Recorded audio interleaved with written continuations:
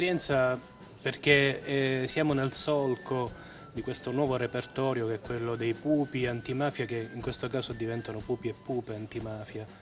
Ed è un progetto che è nato 20 anni fa, togliendo proprio le armature ai nostri pupi e scegliendo di raccontare invece in un ciclo epico nuovo la storia di chi ha combattuto contro la mafia e contro le mafie. E tutti quelli del tuo gruppo, hai capito?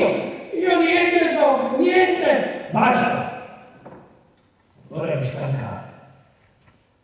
Cerca di farlo parlare con le buone o con le cattive.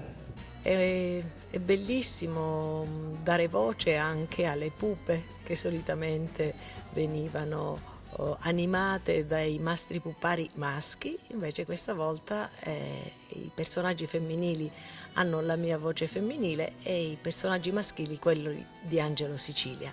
Io lo dicevo che i film hanno stata vinta. Lea, mi devi ringraziare che ci vai ogni giorno in questa scuola. Certo, Floriano, è più facile avere una sorella ignorante che ti cala la testa ad ogni comando, non è così? Non preoccuparti, non sei mio padre. Ma che se risponda così? Ma da dove ne sciste fuori? Niente che ho insegnato quando eri piccino. Che vergogna.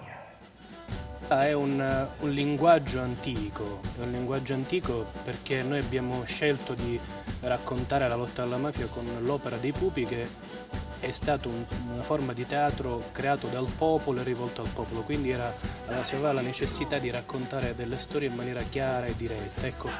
Ammazzalo, sparaci! Sparaci! Che succede? Cos'è stato questo rumore? Carlo, ma che hai fatto?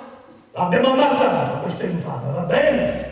Lea Garofalo è una donna calabrese come me, quindi in qualche modo mi sono rispecchiata in lei, nella difficoltà che abbiamo noi mamme a crescere in questi territori i nostri figli.